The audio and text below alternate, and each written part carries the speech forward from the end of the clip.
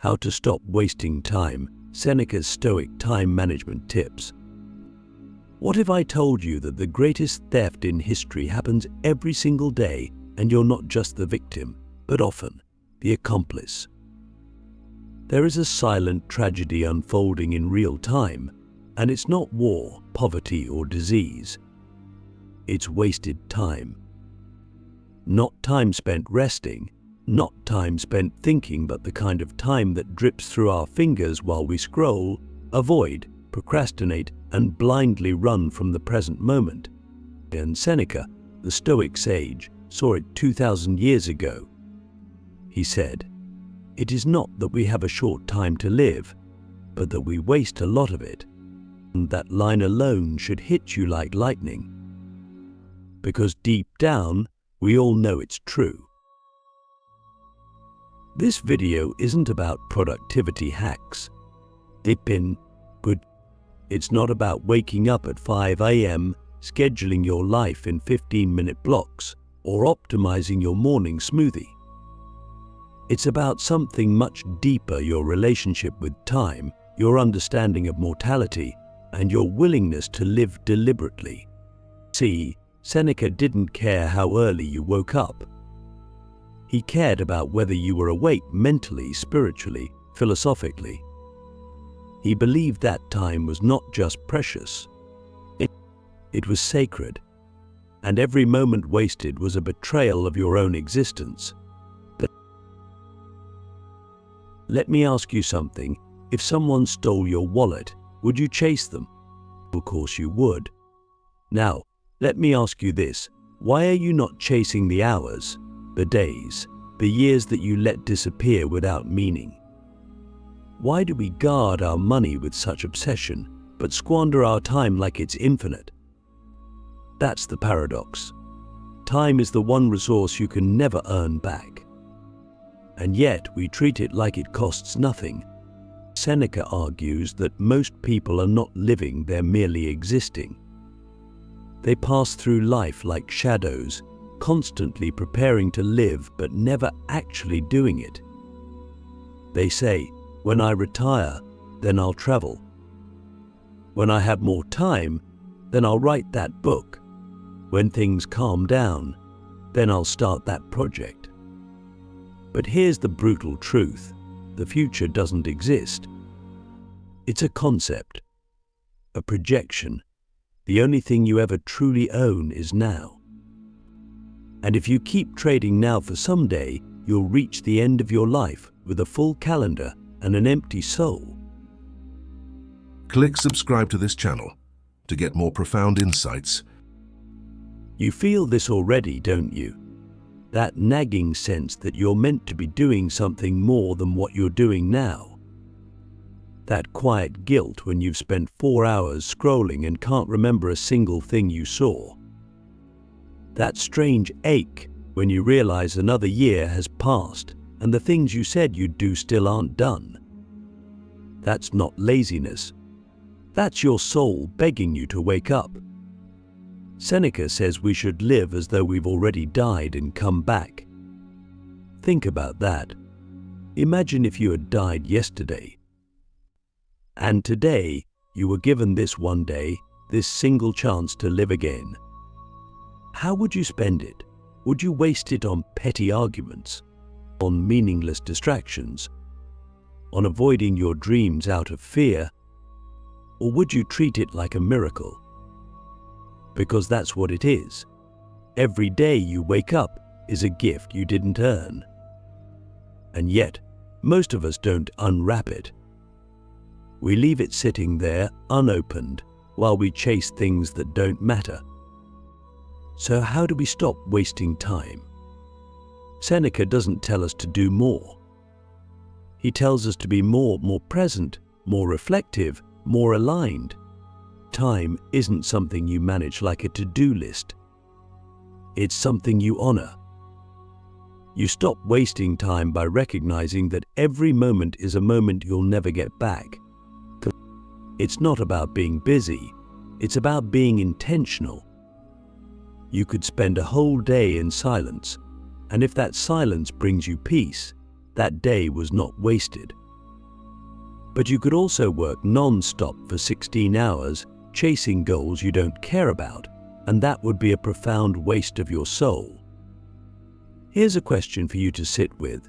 If someone followed you around with a camera and documented how you spent your time, would it be a film you're proud of? Would it tell the story of someone driven by purpose, someone awake to the miracle of their existence? Or would it look like a long, slow sleepwalk through a life that's slipping away? Seneca believed that philosophy wasn't meant to be studied, it was meant to be lived. And that's what we're doing here. We're not just talking about time, we're confronting it, staring it in the face, asking it to reveal what we've avoided. Because once you've seen the truth of how fragile, how fleeting, and how sacred time is, you can't go back. You begin to see every hour as a decision, every day as a canvas, every breath as a question. Am I truly alive right now, or merely existing? The currency of mortality. Why time is the only true wealth you'll ever own. Seneca believed that the greatest wealth is not measured in gold, property, or status, it's measured in time that is truly yours. And that's the trap most of us fall into. We think that because we have a pulse, we're living, but having time and owning time are not the same thing. The truth is, most people are broke in the one currency that matters most. They're bankrupt in minutes, impoverished in presence, and in debt to distractions. We rent our time to obligations, we lease it to social expectations, and we give it away to people who wouldn't even notice if we disappeared. But what would your life look like if you treated your time like treasure? What would change if you guarded your minutes with the same intensity you guard your money? Seneca writes, people are frugal in guarding their personal property, but as soon as it comes to squandering time, they are most wasteful of the one thing in which it is right to be stingy. And that line should haunt us. Because time is the only thing we can't manufacture more of. You can rebuild a business, fix a relationship, earn more money, but you can't add a single second to your life. Every moment you lose is a moment you'll never see again. And yet, how often do we give away our attention to things that don't serve us? Have you ever sat down to do something meaningful, only to realize hours later you've accomplished nothing except scrolling through a feed you won't remember? That's not just a loss of time, it's a loss of life. We live under the illusion that life is long. But Seneca reminds us it's not. Life is short if you waste it, but long if you know how to use it. Think about that. It's not the number of years that matters, it's the density of meaning within those years. You could live 90 years and never truly be alive. Or you could live 30 and experience more richness, depth, and purpose than someone 3 times your age. So the question is not, how long do I have? The deeper question is, what am I doing with what I have? One of the most radical ideas Seneca offers is this: we must stop living as though death is far away. Most people imagine death as something distant, something that happens to other people, something that waits politely at the end of a long, full life.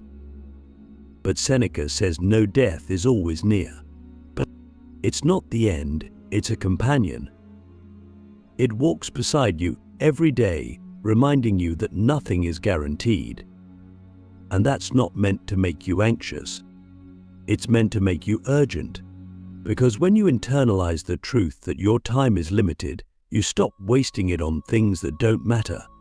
You stop tolerating nonsense. You stop procrastinating your dreams. How many things are you putting off right now, assuming you'll have time later? That book you want to write, that person you want to call, that difficult conversation you keep avoiding, that trip you keep postponing. But what is later, really? Later is a fantasy. It's a trick your mind plays to avoid discomfort. But later doesn't exist. All you have is now. And if you don't act now, you're betting your life on a future that was never promised. Seneca would challenge us to re-examine our days, not in terms of tasks completed, but in terms of meaning lived. Did today bring you closer to your purpose? Did you spend your time with intention, or did it slip through your fingers like sand? These questions aren't meant to shame you. They're meant to wake you up, because you can't change your past, but you can change your pattern. You can decide, right now, to reclaim your time not by doing more, but by doing less of what doesn't matter. Here's the paradox. When you start treating time as sacred, you begin to feel like you have more of it. Why? Because wasted time is heavy. It lingers. It drains you. But purposeful time, even if it's still and quiet, fills you. It energizes you. It aligns you with something deeper than achievement. It connects you to life itself. And that's the ultimate wealth, not the number of hours you live, but the number of hours that belong to you. Hours where you are fully present, fully alive, fully engaged in the miracle of your own existence. So the challenge is simple, but not easy. Live like your time is all you truly own. Because it is. Every second you spend is a vote for the kind of life you want to live. Will you spend it drifting or building, distracted or deliberate? Seneca's wisdom isn't just old, it's eternal. And if you begin to live by it, you won't just stop wasting time. You'll stop wasting life, borrowed lives and stolen hours. How to reclaim time from the crowd. One of the most dangerous illusions we fall into is thinking our time belongs to us, when in truth, most of it is lived for other people. Seneca warned us about this with sharp clarity. He said that while we guard our possessions, we leave our time wide open, allowing anyone to steal from it without resistance. And the greatest thief is not always someone else. It's the version of ourselves that lives on autopilot, constantly reacting to demands, expectations, and distractions that have nothing to do with our values. We borrow other people's purposes, their goals, their timelines, and in doing so, we forfeit our own. Modern life is built to consume our attention. Every notification, every request, every trending topic is a hook designed to pull us away from ourselves. And we often surrender without even realizing it. We say yes to things we don't want to do. We engage in conversations we don't care about. We take on responsibilities not because they align with our soul, but because we fear disappointing others. But at what cost? Every time you say yes to something meaningless, you say no to something essential. You dilute your life one small compromise at a time. But Seneca teaches that the secret to a life well lived is not found in addition, but subtraction. It's not about cramming more into your schedule, it's about carving away the unnecessary so that what remains is intentional. The crowd loves noise. It celebrates busyness. But philosophy teaches us to love stillness, to love clarity, to love the solitude of knowing who we are when the world stops pulling at us. And it is in that quiet space that we begin to reclaim our time, not just chronologically, but existentially. We begin to own our hours not as units of productivity, but as expressions of our soul. Think about how often we live by default. We follow routines we didn't choose. We chase success we didn't define. We measure our worth by metrics that have nothing to do with inner fulfillment. Why? Because we've been conditioned to outsource our time to the crowd. to believe that being useful to others is the same as being aligned with ourselves. But usefulness without alignment is slavery. You can be the most efficient person in the world and still be completely lost if you don't know why you're doing what you're doing. Seneca's wisdom pierces through this with a lightning bolt of truth. You cannot live wisely until you learn to live for yourself. That doesn't mean being selfish in the shallow sense. It means taking full responsibility for your life, your energy, and your direction. It means asking the hard questions: why am I doing this? Who am I doing it for? And what would I be doing if I were truly free? These questions aren't luxuries for the privileged. They're necessities for anyone who wants to live instead of merely survive. So how do we begin? We start by becoming radically aware of how our time is spent. Not just in hours, but in intention. We audit our days not by the number of tasks completed, but by the amount of soul invested. But we learn to say no not with guilt, but with clarity. We protect our mornings. We reclaim our evenings. We stop allowing the crowd to dictate our direction. And slowly, through this practice, we begin to experience something rare: ownership of our own life. Because here's the truth: if you don't claim your time, someone else will. If you don't define your purpose, the world will assign you one. And if you don't guard your hours with the fierce love of someone who knows how precious they are, you will look back one day and wonder where it all went. Seneca doesn't want us to reach the end of our lives full of regret. He wants us to start living now with urgency, with clarity, and with the courage to walk away from everything that does not feed our soul. Living as if you were dying, the Stoic art of urgency and inner freedom. Seneca's final and most powerful lesson on time is perhaps the hardest to live by. To act each day as if it were your last, not with anxiety, but with urgency, with reverence, with intensity. Imagine waking up and knowing with absolute certainty that this is it. There will be no tomorrow. How would you speak to the people you love? What would you create, say, write, release? What fears would suddenly disappear? What dreams would finally become non-negotiable? That's not a morbid exercise. It's a philosophical awakening. Seneca urges us to live that way now, because in truth, every day could be your last. We just pretend it won't be, and in that pretending, we delay our lives. We've been trained to believe that life is something we prepare for, something that begins once the conditions are perfect, once the chaos settles, once we've earned the right to enjoy it. But that's the lie. Life doesn't start later, it's already happening. And every moment you hesitate, every dream you postpone, every truth you swallow to avoid discomfort, that's time slipping away. Seneca warns us that most people die not because their life was too short, but because they waited too long to begin truly living. The tragedy is not death. The tragedy is arriving at death, having never met yourself. So what does it mean to live as if you were dying? It means stripping away the illusion that time is abundant. It means recognizing that every hour you spend in distraction, in resentment, in fear, is an hour you've sacrificed from a life that cannot be repeated. It means looking at your priorities with ruthless honesty.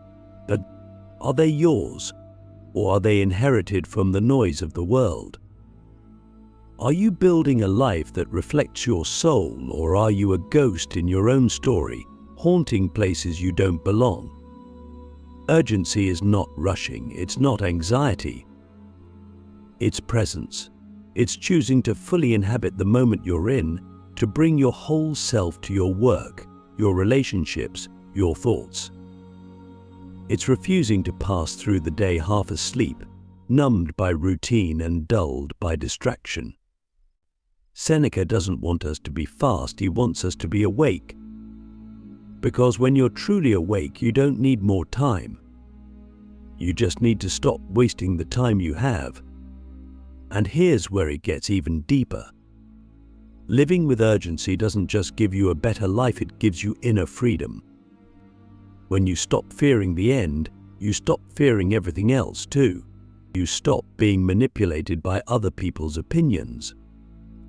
You stop trading your authenticity for approval. You stop letting fear decide your future. Death, in Seneca's eyes, is not a punishment.